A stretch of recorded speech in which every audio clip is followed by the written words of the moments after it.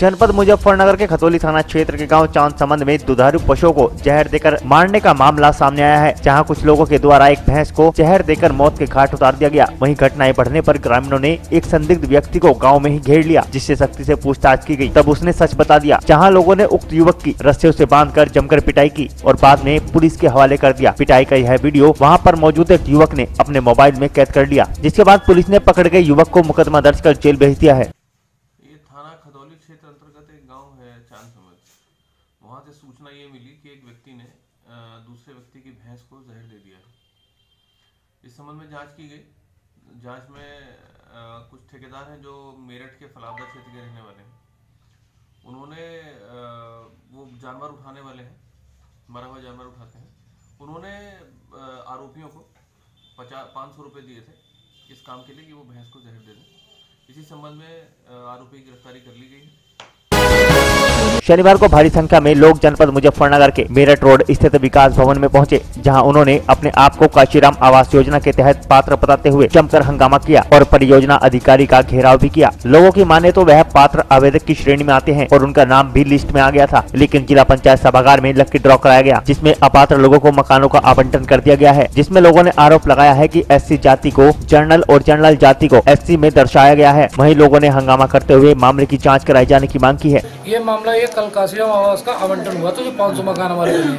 अब 963 पात्र व्यक्ति थे, मकान हमारे पास 500 ही है और लाठी पद्धति से उसका आवंटन हुआ था ADM साहब की अध्यक्षता में। अब वो 463 तो निराश होंगे ही, तो कुछ में आक्रोश है कि साहब हमारे साथ गलत हुआ है। तो मैं उनसे कह रहा हूँ, सूची चस्पा है कलेक्टेड सभागार में और एक मैं कंप्राइज भी छाप रहा हूँ। किसी को कोई समस्या आ रही है वो रिटर्न में मुझे दे, मैं रिटर्न में जवाब दूंगा। सर, लोगों का कहना है कि जो हमारी जाति कैटेगरी भी चेंज की गई है, इसमें जो SC के थे वो OBC कर दिए गए। कोई त्रुटि बस चेंज हो गई होगी, तो मैंने भी आवंटन किया, उसको मैं संशोधित करके आवंटन कब्जा पत्र। कुछ लोगों का आरोप है कि पर्ची जो है नील इसलिए निकली थी, जैसे मान लो 463 हमें नीली रखनी थी। मान लीजिए हमारे 200 मकान जनरल के थे और 400 आवास हैं, जो 400 ने आवेदन भरे हैं, तो 200 ने नील रखी थी, 200 आवास की रखी थी। अब 400 नाम पोड़े गए थे, जिसका नील आया तो नील लिखा गया, जिसका नंबर आया नंबर लिख दिया गया वहाँ। सर, लोगों का कहना ये भी है कि जो पहले आवास मिले हुए हैं उसमें लोग बाग किराए अपना मकान छोड़ के किराए पर उसको मेरे में संज्ञान में नहीं है, जो नगर पालिका से बहुत पहले आवंटन हुआ था और उसमें भी ऐसे मुझे संज्ञान में आ रहा है। लोग कह रहे हैं जैसा कि वो खाली पड़े हुए हैं या ऐसा हुआ, तो मैं DM साहब से कह के एक टीम गठित करा के वहाँ पे जाँच करा लूंगा और उसमें अगर खाली पड़े हुए हैं तो सबसे पहले इन काशीराम जो पात्र व्यक्ति हैं इनको वरीयता देंगे। इनका ये भी कहना है कि कुछ लोगों को पहले से मकान मिले हुए हैं, फिर दोबारा मकान मिले। नहीं, ऐसा अभी तक कोई आवंटन इसका नहीं हुआ। तो ये मिला हुआ तो अपना कब्जा पत्र दिखाए आगे, ऐसे ही मेरा आवंटन पत्र मिला होगा ना, वो मेरे पास लाए तो उसके हम देखेंगे। सर, अभी इन लोगों को किस तरह का आश्वासन है? इनको ये आवंटन है, अभी आवंटन पत्र हम 1 हफ्ते बाद कम से कम जारी करेंगे, बनने में टाइम लगे, उसके बाद देखेंगे। शनिवार को जनपद मुजफ्फरनगर के महावीर चौक स्थित समाजवादी पार्टी कार्यालय पर मासिक बैठक का आयोजन किया गया, जिसकी अध्यक्षता जिला अध्यक्ष गौरव स्वरूप द्वारा की गई। इस दौरान सभी पदाधिकारी और कार्यकर्ता मौजूद रहे, जहां बैठक में सभी को पार्टी की नीतियों से अवगत कराया गया। वहीं आगामी लोकसभा चुनाव को लेकर सभी कार्यकर्ताओं से बूथ स्तर पर अभियान चलाकर पार्टी की नीतियों से जन जन को अवगत कराने का आह्वान किया गया।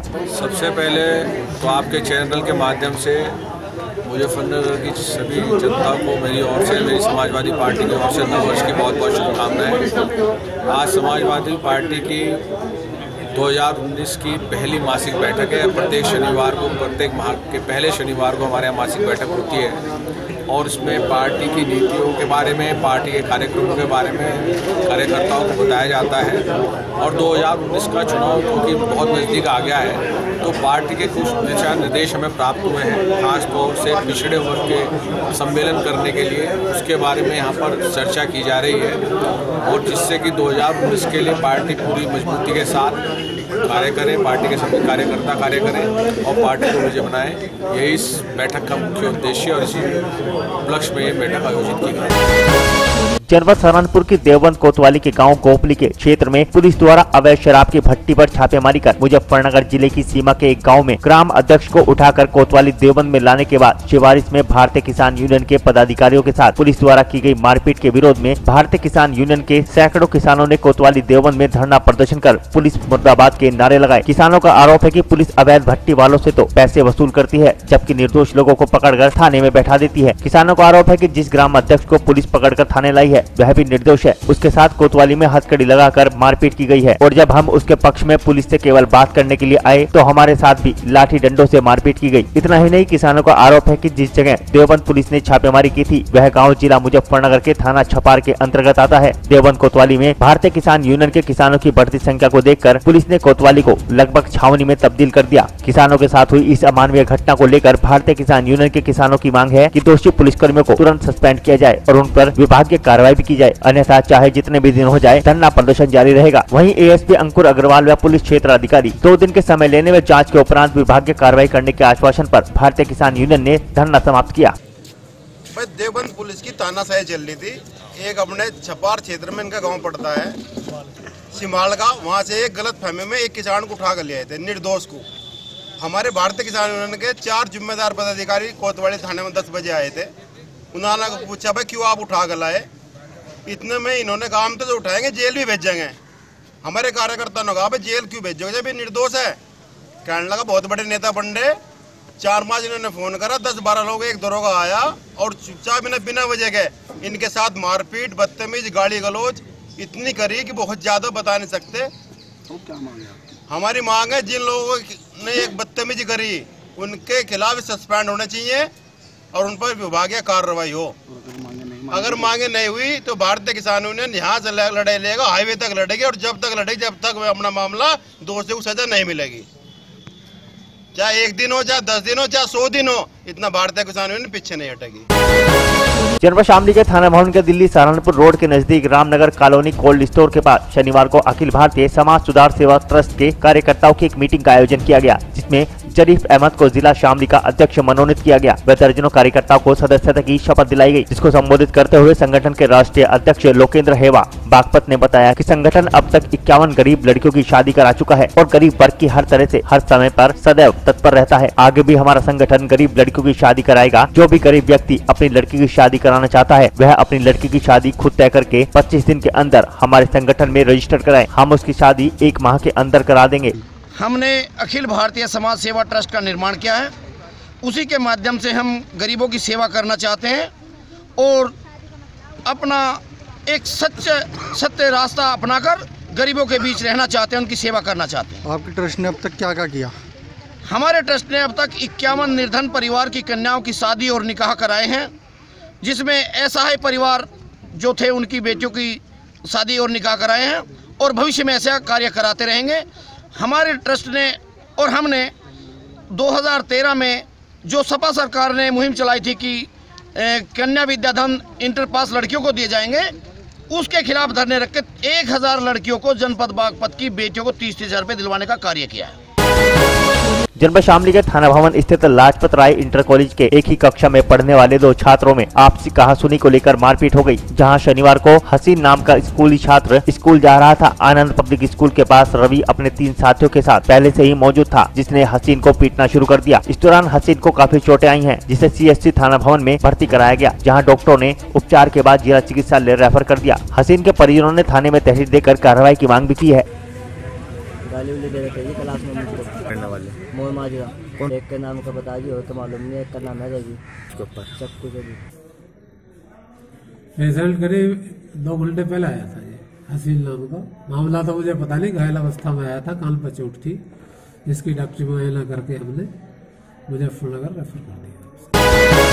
जनपद शामली में पिता व पति के रिश्तों को तार-तार कर देने वाला एक मामला सामने आया है। पहले तो पति ने अपनी ही पत्नी का MMS बनाया और उसके बाद अपने सगे भाई के साथ मिलकर अपनी बेटी व पत्नी का बलात्कार किया, जिसका वीडियो पीड़िता के चाचा ने बनाया है और सोशल मीडिया पर वायरल भी कर दिया। वहीं अब हैवान पति अपनी पत्नी से 3 तलाक की मांग कर रहा है, जिससे आहत होकर पीड़ित माँ और बेटी ने SP शामली से कार्रवाई की गुहार लगाई है। फिलहाल SP शामली ने पीड़ित माँ बेटी की तहरीर पर मामला दर्ज कर लिया है और आगे की जाँच पड़ताल शुरू कर दी है। पूरा मामला कांदला थाना क्षेत्र के मौलानान कॉलोनी का है, जहां पर एक हैवान पति ने अपने सगे भाई के साथ मिलकर अपनी पत्नी और बेटी के साथ बलात्कार किया और दोनों माँ बेटी का MMS बना लिया, जिसके बाद हैवान पति अपनी पत्नी पर 3 तलाक का दबाव बना रहा है। आरोप है कि पीड़ित महिला अपने देवर की दुकान पर कपड़े लेने के लिए गई थी, जहां पर पहले ही मौजूद पति व देवर ने महिला को कपड़े पहनकर देखने को कहा और चेंजिंग रूम का बहाना लेकर उसे अपने रूम पर ले गए, जहां पर दोनों ने बारी बारी से महिला के साथ बलात्कार किया और उसका MMS भी बना लिया। इतना ही नहीं, हैवान पिता ने अपनी बेटी को भी नहीं बख्शा। पीड़ित महिला की बेटी के साथ भी उसके चाचा व पिता ने बलात्कार किया है और माँ बेटी का अश्लील MMS बनाकर सोशल मीडिया पर वायरल कर दिया है, जिससे आहत होकर माँ बेटी ने SP शामली अजय कुमार से कार्रवाई की गुहार लगाई है और अश्लील MMS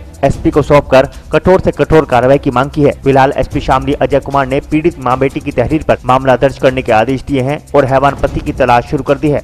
इसमें एक महिला आई थी जिन्होंने शिकायत की थी कि उनके अपने ही पति ने उनका अश्लील वीडियो बना लिया है और उस वीडियो के माध्यम से उनको ब्लैकमेल करने की कोशिश कर रहा है। तो चूँकि ये उनके अपने ही पति का मामला ऐसा संज्ञान में आया है, तो फौरी तौर पे मामला संदिग्ध भी है, लेकिन उसके बाद भी इसको सही मानते हुए हमने तत्काल थाना अध्यक्ष कांधला को निर्देशित किया है कि इसमें जांच करके और जो विधिक कार्यवाही हो तत्काल अमल में लाएं। अब वही है कि अब पिता ही है और अपनी पत्नी या बेटी का इस तरह का बनाता है, तो प्रथम दृष्टया मामला संदिग्ध लगता है, लेकिन उसके बाद भी हमने उसको सही माना है और उस पे जांच करवा रहे हैं, तुरंत कार्रवाई। जनपद शामली की थाना भवन पुलिस ने बाइक चोर गिरोह का पर्दाफाश किया है। पुलिस ने बाइक चोरी के आरोप में 2 शातिर चोरों को गिरफ्तार कर जेल भेज दिया है। पकड़े गए बदमाशों के कब्जे से पुलिस ने 4 चोरी की बाइक, 1 तमंचा और 2 छुरियां भी बरामद की हैं। फिलहाल पुलिस ने बाइक चोर गिरोह के बाकी सदस्यों की तलाश भी शुरू कर दी है। दरअसल मामला थाना भवन क्षेत्र के दिल्ली सहारनपुर हाईवे का है, जहाँ पर चेकिंग के दौरान थाना भवन पुलिस ने 2 शातिर बाइक चोरों को गिरफ्तार कर लिया है। पुलिस को मुखबिर से चोरों के होने की सूचना मिली थी, जिनकी निशानदेही पर पुलिस ने चोरी की 4 बाइक सहित 1 अवैध तमंचा और 2 नाजायज चाकू भी बरामद किए हैं। पकड़े गए बदमाशों के नाम राहुल व अर्जुन बताए जा रहे हैं। राहुल जनपद शामली के गांव उस्मानपुर व अर्जुन जनपद मुजफ्फरनगर के शुक्रताल का निवासी है। फिलहाल पुलिस ने पकड़े गए दोनों चोरों को गिरफ्तार कर जेल भेज दिया है और इस गैंग से जुड़े बाकी सदस्यों की तलाश भी शुरू कर दी है। हालांकि पकड़े गए आरोपियों का कहना है कि उन्होंने कोई बाइक चोरी नहीं की, बल्कि उस बाइक को किसी अन्य व्यक्ति से 10,000 रुपए में खरीदा था। जनपद शामली में श्रीमान पुलिस अधीक्षक श्री अजय कुमार के निर्देशन में ऑपरेशन चक्रव्यूह चल रहा था। थाना भवन में चेकिंग के दौरान एक व्यक्ति को रोका गया और पूछताछ की गई, तो उसके पास से एक अवैध तमंचा, चाकू, जिंदा कारतूस बरामद हुए और पूछताछ करने पर उसकी निशानदेही पर 4 मोटरसाइकिलें बरामद की गईं जो कि चोरी की थीं। उसने बताया कि हम आसपास के ज़िलों में चोरी करते हैं, इसके अलावा हरियाणा और मुजफ्फरनगर से भी चोरी करते हैं। चोरी की मोटरसाइकिलें अगर मिल गई तो सस्ते में खरीद भी लेते हैं। अभियोग पंजीकृत कर लिया गया है, विवेचना की जा रही है। इनका आपराधिक इतिहास है, पहले भी ये जेल गए। कहाँ से चोरी करके कहाँ बेचते थे सर? ये कुछ तो पार्ट्स निकाल के अलग अलग बेच देते थे। ये मैकेनिक भी हैं मोटरसाइकिल के। इसके अलावा अगर मोटरसाइकिल पूरी बिक गई, खरीदार मिल गया तो बेच देते थे। उत्तर प्रदेश के मुख्यमंत्री योगी आदित्यनाथ की ओर से प्रयागराज में आयोजित कुंभ 2019 में आने के लिए श्रम सेवायोजन एवं समन्वय मंत्री स्वामी प्रसाद मौर्य ने अमृतसर वासियों के लिए आमंत्रण पत्र दिया। स्वामी प्रसाद मौर्य ने बताया कि पंजाब के राज्यपाल और मुख्यमंत्री को आमंत्रित करने के बाद आज लोगों को आमंत्रण देने आए हैं। उन्होंने कहा कि महाकुंभ प्रयागराज सबसे बड़े धार्मिक पर्व के तौर पर मनाया जाता है। उन्होंने पीएम मोदी को बधाई दी कि यूनेस्को ने मेले को मान्यता दी है और विश्व धरोहर के तौर पर इसको मान्यता मिली है। पंजाब की जनता को उन्होंने कहा कि इस विश्व धरोहर में आए और इसमें आनंद उठाएं। 15 जनवरी को इसकी शुरुआत होगी। इस कुंभ महापर्व में हिस्सेदारी दें। उन्होंने कहा कि वह पंजाब की जनता को निमंत्रण देने के लिए आए हैं। इसमें 1 लाख से ज्यादा स्नान घाट हैं। वहीं उन्होंने कहा कि पूरी दुनिया से आने वाले यात्रियों को सभी सुविधाएं वहीं पर मिलेगी। इसके लिए सरकार ने सभी कोशिशें की हैं। उन्होंने बताया कि पहली बार मुख्यमंत्री ने इसका लोगो भी जारी किया है, जिसको लेकर हम लोगों के बीच आए हैं। इस मेले में कोई कमी नहीं आने दी जाएगी, सरकार इसके लिए प्रतिबद्ध है। वहीं उन्होंने बताया कि इसके लिए कुछ ट्रेनों की व्यवस्था भी की गई है, जिससे यात्रियों को सुविधा का लाभ मिल सके। वैसे कुछ ट्रेनों की व्यवस्था की जा रही है निःशुल्क चलाने की, और साथ ही साथ वहां मौके पर सभी प्रकार की व्यवस्थाएं सर्वसुलभ रहेंगी। यात्रियों की सुविधा का विशेष ध्यान दिया जाएगा और इसी चिंता के साथ माननीय मुख्यमंत्री योगी आदित्यनाथ जी ने इसकी भव्य तैयारी की। सर, आपने प्रकाश सिंह बादल को न्योता दिया या नहीं दिया, वहाँ पे बुलाया या नहीं बुलाया? क्योंकि आपने अभी जैसा बताया कि सीएम को दिया है, तो क्या प्रकाश सिंह बादल को न्योता आपने दिया? आमंत्रण आप देने आए हैं, चंडीगढ़ से लौट आए होंगे, तो आप वापस जाएंगे या दोबारा देने आएंगे? अमरिंदर सिंह जी को नहीं, हम प्रकाश सिंह बादल की बात कर रहे हैं। फॉर्मर चीफ मिनिस्टर एनडीए के संयोजक जी, आपके भाई वाले नहीं, उनको तो अभी बाद में देंगे। अच्छा, उनको बादल को बाद में। अच्छा सर, थोड़ा सा यह है कि जैसे कि एक विश्व विरासत है, कुंभ जो है दुनिया में मतलब माना गया, लेकिन इसमें पाकिस्तान के हिंदुओं के पार्टिसिपेशन बारे क्या सरकार की पॉलिसी रही है? देखिए, पाकिस्तान का इंडिया कुंभ विश्व स्तरीय एक बहुत बड़ा धार्मिक आयोजन है, पर्व है। इसको हम राजनीतिक मुद्दों से नहीं जोड़ना चाहते हैं। आज निहायत हम केवल पंजाब की जनता को आमंत्रित करने आए हैं। श्री राज्यपाल जी, माननीय मुख्यमंत्री को आमंत्रित करने के बाद हमारी नैतिक जिम्मेदारी है कि पंजाब की जनता को भी आमंत्रित किया जाए। इसी उद्देश्य से अमृतसर में मीडिया के माध्यम से जनता को आमंत्रित करने का निर्णय लिया गया, जिसके तहत अभी आपके बीच में मैंने आपके माध्यम से आमंत्रित किया। मौर्य जी, ये बताइए, मौर्य जी सिंडिकेट करने के लिए कुंभ मेले में उनकी पार्टिसिपेशन इंश्योर करने के लिए आपका क्या अरेंजमेंट है, वीजा वगैरह का? देखिए, इसमें सभी प्रकार की तैयारियां हैं। जो भी यात्री आने के नहीं सर, उसमें यात्री आने के पाकिस्तान से जो हिंदू आएंगे उनको वीजा का विशेष प्रबंध किया जाएगा, ये बताइए। नहीं, देखिए, उसके लिए तो जैसे आप यहाँ आए हैं, पंजाब में स्पेशली आए हैं, पहली बार आए हैं, और नहीं, हम देश के सभी प्रदेशों में जा रहे हैं। नहीं सर, मुद्दा पाकिस्तान के हिंदुओं का, क्योंकि हम बॉर्डर पर नहीं। देखिए, चूंकि पूरे विश्व से लोग यहाँ पर आते हैं, पहले से आते हैं।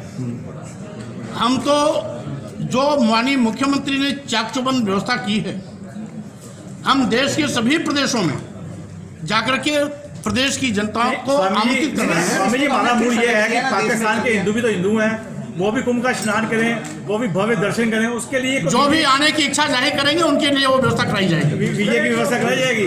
हनुमान जी पर सियासत चल रही है, जान के नाम पे हनुमान जी मुसलमान दलित थे।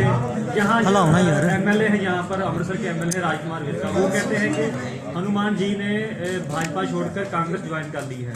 आप क्या कहना चाहेंगे इस सियासत पर? देखिए, जो भी सर्वमान्य है, सर्वपूज्य है, महापुरुष है यार, उसको हम जातियों के गांठ में नहीं बांध सकते। नहीं, योगी साहब ने भी कुछ कहा था इस तरह का। सॉरी, बट हम जो क्वेश्चंस हैं, can we just restrict it अभी, क्योंकि मुख्यतः जैसे आपने इस प्रश्न को पूछा, तो लोगों की उनके प्रति धार्मिक आस्था, इसलिए जिसको भी धार्मिक रूप से लोग मानते हैं या उसकी स्वीकारता है या लोग उसको पूछते हैं, उस पर किसी प्रकार की टिप्पणी करना हम समझते हैं बहुत अच्छी पद्धति नहीं है। किसी के सम्मान में चोट नहीं आनी चाहिए। सब अगर उन्हें पूजते हैं तो उसी सम्मान से हमें भी उसका सम्मान करना चाहिए। मौर्य जी, ऐसा लग रहा है कि 2019 का कुंभ नहा के भाजपा श्री राम मंदिर का शुभारंभ करने जा रही है। सही मायने में इसका प्रश्न का जवाब देने का अभी तो औचित्य इसलिए नहीं है कि मैं तो आपको आमंत्रित करने आया हूं, लेकिन जो मामला माननीय सर्वोच्च न्यायालय में है, हम उसको प्रेस कॉन्फ्रेंस का मुद्दा नहीं बनाना चाहते। मुझे ये बताइए कि 2019 का कुंभ का मेला 2019 के सत्ता के रास्ता को तो नहीं तलाश रहा। देखिए, कुंभ का जो आयोजन है पहली बार नहीं हो रहा है। हमने उसकी भव्यता दिव्यता में चार चांद लगाने की कोशिश की है। वो आज से नहीं, हजारों वर्ष से लोग उसको मनाते चले आ रहे हैं, इसलिए उसकी श्रेष्ठता महानता पहले से स्थापित है। और ऐसे जो महान पर्व हैं, आस्था के पर्व हैं, धार्मिक पर्व हैं, उसको हम राजनीतिक हथियार नहीं बना सकते, क्योंकि आस्था जाति से ऊपर होती है, पार्टी से ऊपर होती है, और सभी वर्ग, समाज, जाति, धर्म, पार्टी के लोग का आस्था उनसे जुड़ा है। इसलिए यह विषय नहीं है। और सही मायने में मैं अपने पत्रकार साथियों से भी अनुरोध करूंगा कि आज केवल कुंभ के मेले के आमंत्रण को ही प्रमुखता दें। अन्य सवाल जब कभी आप करेंगे हम उसका उत्तर जब आज मिले हैं, एक सवाल का जवाब स्पेशल दे जाएं कि अयोध्या, आप सीएम योगी के दूत हैं, यहाँ पे आए हैं, यूपी के दूत हैं। आस्था की बात है तो मोदी की आस्था आज तक अयोध्या लेके नहीं गई। ये सवाल अयोध्या वासियों से भी लोग पूछते होंगे। देखिए जी, आप भी सोचते हैं जो चाहत आपकी है वही चाहत कमोबेश सबकी है। जो चाहत आपकी है वही चाहत कमोबेश सबकी है। माननीय सर्वोच्च न्यायालय हमारे देश की सबसे बड़ी न्यायालय। मोदी जी आस्था के नाते हम वहाँ अयोध्या तक नहीं गए अभी तक, ऐसा कुछ। देखिए कौन कहाँ जाता है, कौन नहीं जाता है, इसलिए ये बहस का विषय नहीं। आज तो आप मेरे आमंत्रण को स्वीकार करिए और अपने माध्यम से, अपनी मीडिया के माध्यम से।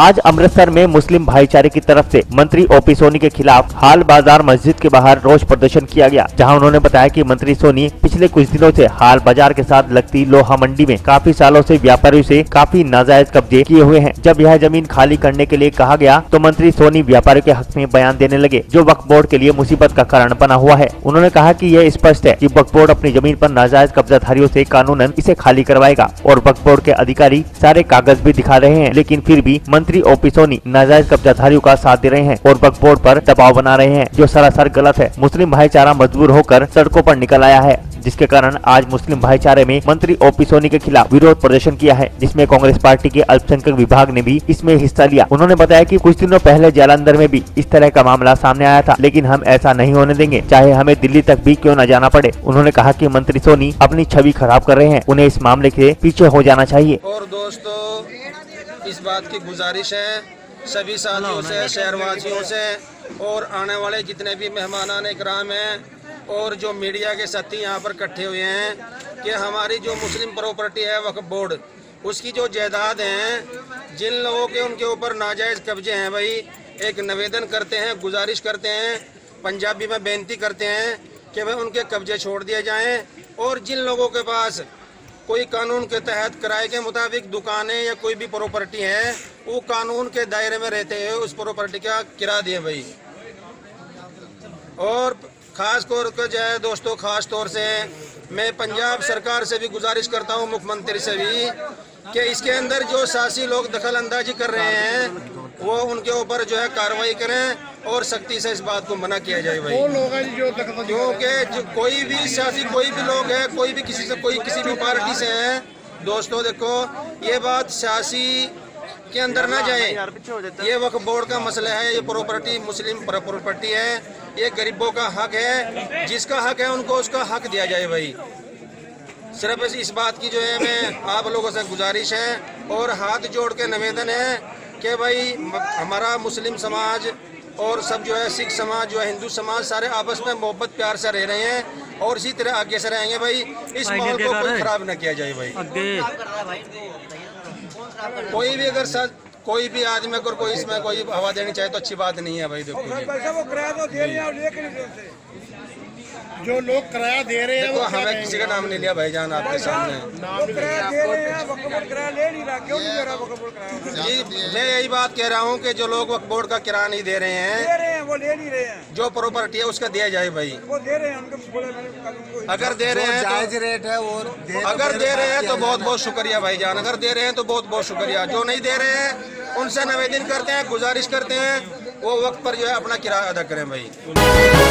पंजाब के अबोहर में डीएसपी राहुल भारद्वाज के नेतृत्व में नगर थाना नंबर 2 के प्रभारी चंद्रशेखर, एएसआई मोहन लाल व अन्य पुलिस पार्टी ने गश्त के दौरान आलमगढ़ बाईपास की तरफ जा रहे थे, जहां अपनी पत्नी को मौत के घाट उतारने वाले पति विवेक उर्फ लकी पुत्र गोपीचंद सांदड़ को पुलिस ने पकड़ लिया और उसे न्यायाधीश अमरीश कुमार की अदालत में पेश किया गया, जहाँ पर न्यायाधीश ने उसे पूछताछ के लिए 3 दिन के लिए पुलिस रिमांड पर भेज दिया है, जहाँ पुलिस विवेक से पूछताछ कर रही है। उसके माता माता पिता के छिपे होने की बात उससे उगलवा रही है, जहां रिमांड के दौरान खुलासा होने की संभावनाएं जताई जा रही हैं। संघर्ष कमेटी द्वारा पुलिस के खिलाफ धरना प्रदर्शन नेहरू पार्क में शनिवार को किया गया, जिसमें लड़की के परिजन तथा विभिन्न संस्थाओं के पदाधिकारियों ने हिस्सा लिया। मौके पर डीएसपी राहुल भारद्वाज व नगर प्रभारी परमजीत कुमार, महिला सब इंस्पेक्टर चंचल रानी पहुंचे। प्रदर्शनकारियों ने पुलिस के खिलाफ जमकर नारेबाजी की और यह भी नारे लगाए कि पुलिस राजनीतिक दबाव में आरोपियों को गिरफ्तार नहीं कर रही है। धरना प्रदर्शन खत्म करवाने के लिए डीएसपी राहुल भारद्वाज व नगर थाना प्रभारी परमजीत कुमार ने संघर्ष कमेटी के सदस्यों से बातचीत की। डीएसपी ने प्रदर्शनकारियों को संबोधित करते हुए विश्वास दिलाया कि हमें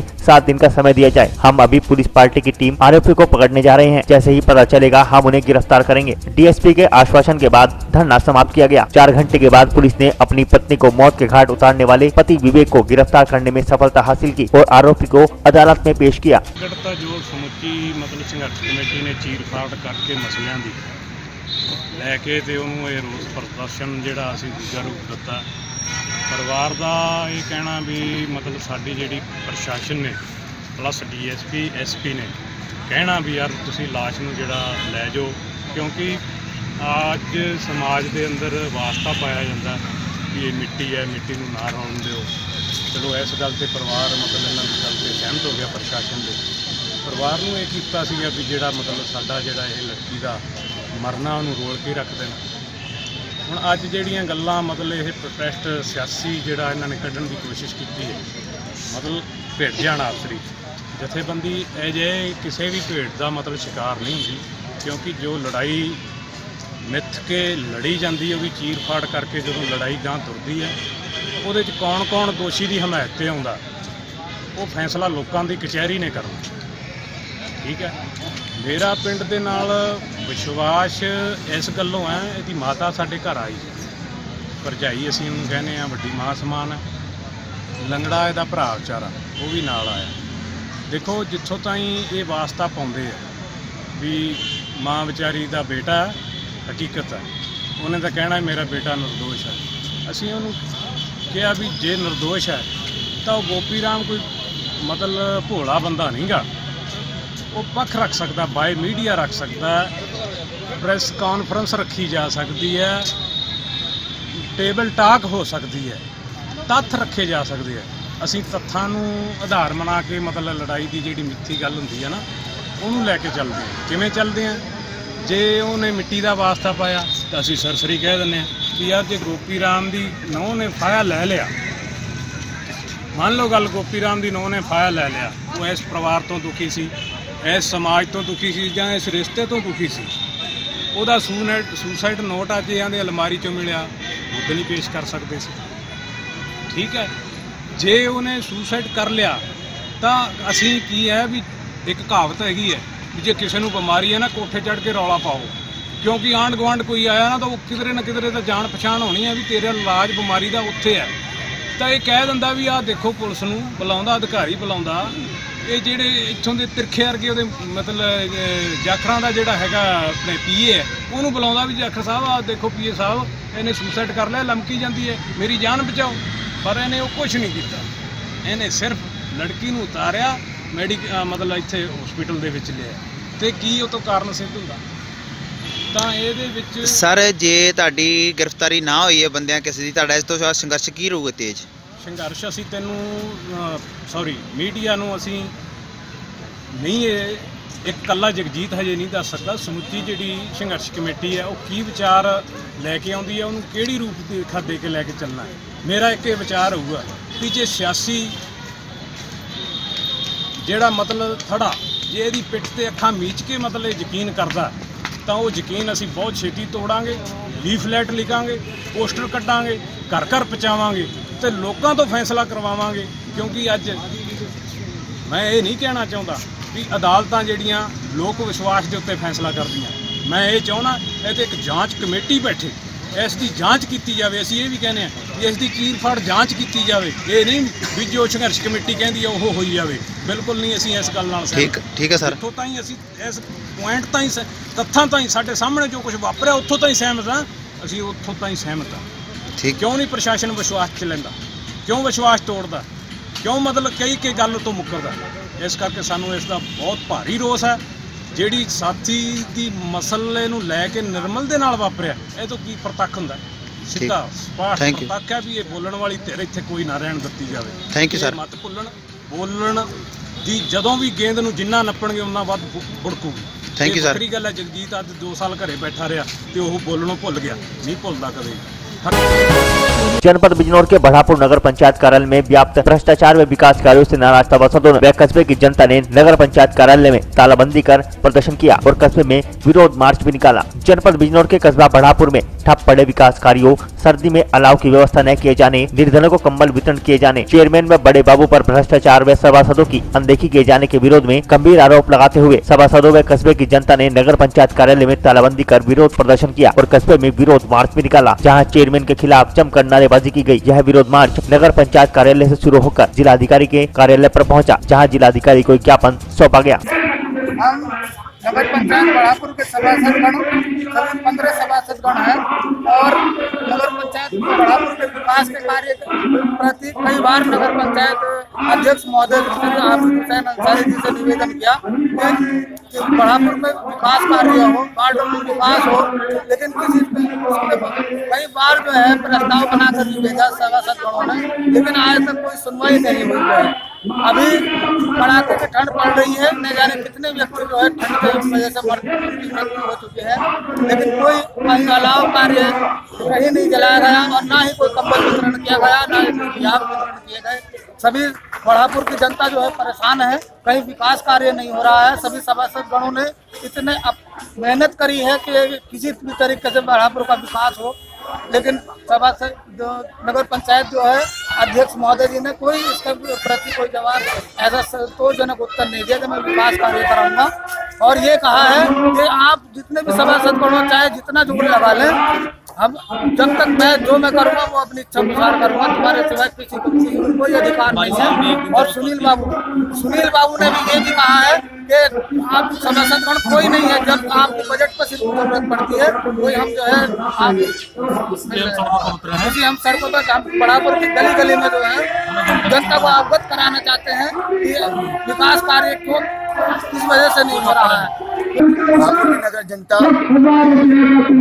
विकास कार्यों को लेकर परेशान है और बढ़ापुर के अंदर 15 सभासद है और 15 सभासद जब अपनी समस्याओं को वार्ड में लेकर चेयरमैन महोदय से या 3-4 पर नगर पंचायत कार्यालय में बड़े बाबू सुनील बाबू से जन समस्याएं बताती है, तो वो ये कहते हैं कि मेंबरों को कोई अधिकार नहीं है, मेंबरों को साल में सिर्फ 1 दिन की जरूरत पड़ती है जिस दिन बजट पास करना पड़ता है। हम आप लोगों के कहने से कोई कार्रवाई नहीं करेंगे, कहीं विकास नहीं कराएंगे। बढ़ापुर की जनता आज इस कंडीशन में आ चुकी है कि अगर कोई नाली 1 फीट की जगह अगर 8 फीट हो गई है तो वहाँ बड़े बुजुर्ग गिर रहे हैं, अंधेरों में परेशान हो रहे हैं। हम जब अपने सभासद होने के नाते जाके कभी भी बोर्ड मीटिंग में ये समस्या रखते हैं कि भाई आबिद अंसारी आप जो है विकास कार्य कराओ, हम सभासदों की बात मानो क्योंकि जनता ने हमें चुना है। हम ये चाहते हैं कि हमारे भी वार्ड में काम हो, कस्बे की जनता हमारा भी सम्मान करे। हमने कहा आबिद अंसारी साहब डीएम महोदय ने हर नगर पंचायत हर नगर पालिका में अलाव के लिए लेटर भेज दिया है, आदेश कर दिया है। क्या नगर पंचायत बढ़ापुर में बुजुर्ग और बच्चे ठिठुर रहे हैं सर्दी के कारण, क्या यहाँ अलाव नहीं चलेगा? तो चेयरमैन महोदय ने कहा बढ़ापुर की जनता को सर्दी नहीं लगती, हम अपना समूह लेकर रह गए और आज तक हमारी नगर पंचायत बढ़ापुर में कहीं भी एक जगह भी किसी भी स्पोर्ट पे कोई अलाव नहीं जलाया गया। इसलिए बढ़ापुर की जनता ने हमसे जब कहा कि आपके वार्ड में ये बुजुर्ग ठिठुर रहे हैं, जो कंबल नहीं है जिनके पास रजाई नहीं है, क्या नगर पंचायत चेयरमैन या सभासद बोर्ड इतना भी नहीं करा सकता कि कंबल वितरण करा दे? तो हमें साफ जानकारी जताई गई। सुनील बाबू ने कहा, चेयरमैन ने कहा हम सभासदों की एक बात नहीं मानेंगे, इसलिए समस्त सभासद बोर्ड बढ़ापुर की नगर पंचायत की गलियों में जो है ये जुलूस से जो है उच्च अधिकारियों को अवगत कराना चाहते हैं। हम डीएम साहब के लिए ज्ञापन सौंप रहे हैं। शासन के निर्देशों के अनुपालन में जिला मुख्यालय बिजनौर स्थित इंदिरा बाल भवन के प्रांगण में जिला स्तरीय कंबल वितरण कार्यक्रम का आयोजन किया गया, जिसमें सांसद बिजनौर और सांसद नगीना व जिला अधिकारी द्वारा निर्धन और असहाय लोगों को लगभग 800 कंबलों का वितरण किया गया। इस अवसर पर सांसदों द्वारा विचार व्यक्त करते हुए कहा गया कि वर्तमान केंद्रीय एवं राज्य सरकार विशेष रूप से गरीबों की सरकार है, क्योंकि इसी सरकार ने गरीब वर्ग को प्रधानमंत्री आवास के रूप में घर, राशन के लिए खाद्य सुरक्षा योजना, उज्ज्वला योजना के अंतर्गत गैस कनेक्शन, सौभाग्य योजना के अंतर्गत निःशुल्क बिजली तथा आयुष्मान नामक योजना से गरीब वर्ग के लोगों को निःशुल्क स्वास्थ्य का लाभ पहुंचाने का सफल प्रयास किया गया है। उन्होंने कहा कि उत्तर प्रदेश सहित उक्त योजनाओं का लाभ पूरे देश में सभी निर्धन व असहाय लोगों को पहुंच रहा है। देखिए, यहाँ पे जो कंबल वितरण का कार्यक्रम हुआ है ये तो लगभग 800 लोगों के लिए हो रहा है, लेकिन ये कोई आखिरी कार्यक्रम नहीं है और ये कोई शुरू का कार्यक्रम भी नहीं है। हर तहसील में 1-1 हज़ार कंबल पहले से भी बंट चुके हैं और अभी ये भी कहा गया है कि जो भी व्यक्ति इस श्रेणी में आता है जिसको कंबल की आवश्यकता है और वो खुद कंबल खरीदने के हालात में नहीं है, जनपद में चाहे जितने लोग हो उनके लिए व्यवस्था की जा रही है। कंबल आज वितरित हुए हैं और ये पूरे ज़िले से लोग आए हैं, मगर अब हर तहसील में ये कार्यक्रम होगा ताकि हम संख्या और बढ़ा सकें और कोई भी ऐसा गरीब ना रह जाए जिसके पास कंबल ना आए। इस वजह से जो अपनी प्राइवेट संस्थाएं हैं वो भी अब इस काम में जुटे हैं। ये सरकार का और अपने प्रशासन का एक कदम है कि कोई भी गरीब ठंड से परेशान हो। जैसे रेलवे स्टेशन पर खाना को 200 लोग पड़े रहते हैं, उनके लिए क्या व्यवस्था है? उनके लिए भी कंबल वितरित किए जाएंगे और अभी जैसे कहा गया है कि आप हमें नाम दर्ज करवा दीजिए, हम एकदम उसकी जांच करवा देंगे कि जो लोग असल में गरीब हैं और पात्र हैं उन्हें हम प्राथमिकता पर कंबल वितरित करवाएं। कंबलों का वितरण हुआ है और हमारे जनपद के दोनों लोकप्रिय सांसद जी की उपस्थिति में कार्यक्रम किया गया है और इसके अतिरिक्त हमारे सभी 5 तहसील को पूर्व से 1-1 हज़ार कंबल दिए प्राय बढ़ चुके हैं और मुझे ये बताते हुए बड़ी खुशी हो रही है कि 3,500 से अधिक कंबल और लिहाफ जो है वो लोगों के सहयोग से, स्वयंसेवी संस्थाओं के सहयोग से बांटा गया है और बिजनौर में मैं देख रहा हूँ कि लोग बढ़ चढ़ करके इसमें हिस्सा ले रहे हैं। हमें व्यापार मंडल का भी ऑफर मिला है कि हम लोग और कंबल देना चाहते हैं और कोई भी ऐसा गरीब पात्र नहीं रहेगा जिसे कंबल नहीं मिलेगा।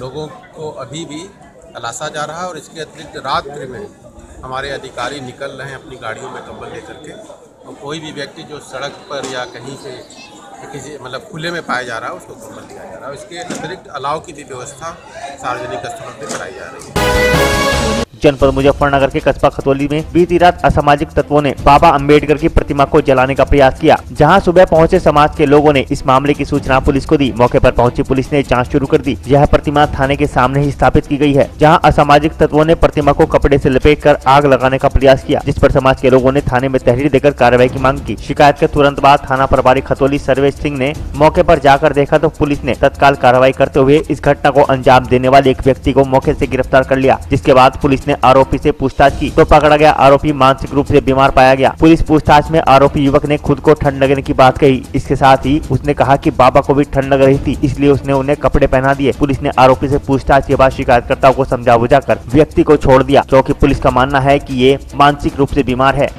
आज जैसे हम सुबह 5 तारीख में सुबह यहाँ टहलने के लिए निकले तो हमने देखा कि बाबा साहब की मूर्ति को कपड़ा उड़ाकर आग लगाने की कोशिश किसी असामाजिक तत्व द्वारा की गई, जो एक बहुत गलत है। बस चुनाव का समय है सर, कुछ भी हो सकता है। हम ये चाहते हैं, प्रशासन से हमारी मांग है कि आगे ऐसी इस तरह की घटना ना हो, इसे रोका जाए। सूचना हमने दे दी सर, थाने में तहरीर दे दी है।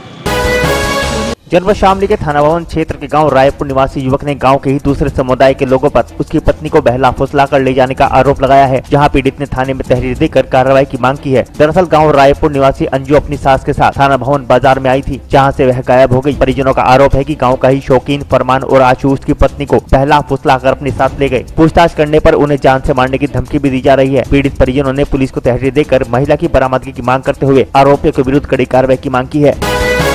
शनिवार को सिखों के 9वें गुरु गुरु गोविंद सिंह जी के जन्म दिवस के अवसर पर जनपद मुजफ्फरनगर की रोहाना शुगर मिल में विशाल भंडारे का आयोजन किया गया, जहां सिख समाज के लोगों के साथ साथ मिल प्रशासन और कस्बे के लोगों ने भी भंडारे में बढ़ चढ़कर हिस्सा लिया, जहां दरबार साहिब पर सभी ने मत्था टेका और प्रसाद ग्रहण किया।